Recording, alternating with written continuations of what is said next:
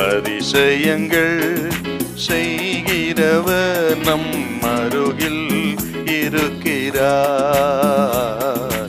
அற்புதங்கள் செய்கிறவர் என்றும் நமக்குள் வசிக்கிறார்.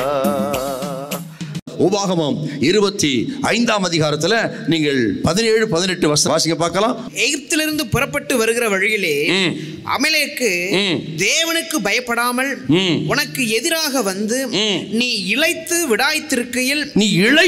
விடாய்த்திருக்கையில் பின்வருகிற உன் பாளையத்தில் உள்ள பலவீனரையெல்லாம் வெட்டினான் என்பதை நினைத்து வெட்டினான். அவன் யுத்த தந்திரத்தை பார்த்தீங்களா எப்படி சொன்னான்? பின்வருகிற பாளையத்தின் பின்னணியிலே இருந்த பலவீனர்கள், யுத்தத்தில் பாளையத்தில் பின்தங்கியிருந்த பலகீனர்கள். முடியல பாவம் அவங்களுக்கு. பலகீனமான முதியவர்கள், சிறு பிள்ளைகள், வியாதிப்பட்டவர்கள் பாளையத்தின் கடைசியில் இருக்கிறாங்க. அங்க பார்த்து தாக்குறான் பாருங்க. இதுதான் அமலேக்கின் யுத்த தந்திரம். நீங்க பலகீனப்பட்டா, ஜபத்தில் பலகீனப்பட்டு, விசுவாச ஜீவியத்தில், பரிசுத்த ஜீவியத்தில் பின்தங்கி பாளையத்தில் கடைசியில் இருந்தீங்கன்னா இந்த யுத்தம் உண்டு, சாத்தானுடைய தந்திரம் உண்டு. கவனமா இருக்கணும். இந்த அமலேக்கு யாருன்னு கேட்டீங்கன்னா, இவன் அந்நியம் கிடையாதுங்க. இவன் இஸ்ரவேல் ஜனத்தினுடைய சொந்தக்காரன் தான், நெருங்கிய சொந்தக்காரன். ஏசாவின் சந்ததி அமலேக்கு. அவன் தான் யுத்தத்துக்கு வரான் பாருங்க. எத்தனை ஒரு பயங்கரம்! சாத்தான் எப்படி வருவான்னு சொல்லப்பட்டிருக்குது. நமக்கு போராட்டம் எங்கன்னு கேட்டீங்கன்னா, ரொம்ப நெருங்கினவன் தான் ரொம்ப போராட்டத்தை பண்ணுவான். அவனுக்கு ரொம்ப நெருங்கினவன் தான் உனக்கு பெரிய கழுத்தையே பிடிப்பான். நீங்க நினைச்ச உயிரே வச்சு நினைச்சிருப்பீங்க. அவன் தான் பாதுகாப்பு நினைச்சு, அவன் தான் உங்களுக்கு கழுத்தை பிடிப்பான். கவனமா இருக்கணும். அதனால ரொம்ப ஐக்கியம். சதையும் மாம்சம் மாதிரி சொல்லாத யாரையும்.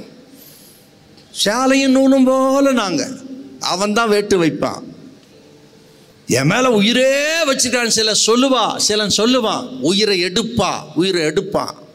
உயிரே சொல்லாத. உயிர் இயேசுதான் நமக்கு. ஜீவன் அவர் தான் நமக்கு. யார் சொன்னாலும் நம்பப்படாது. நமக்கு ஜீவன் அவரே.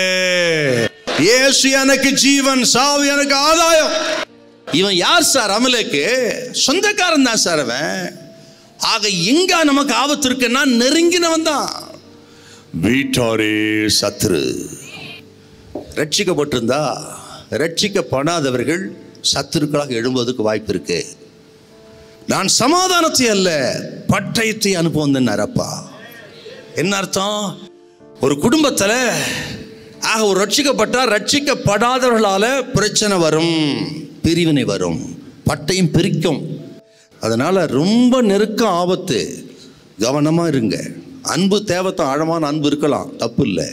ஆனால் எல்லா அன்பும் இயேசு மையமா வச்சுதான் இருக்கணும்.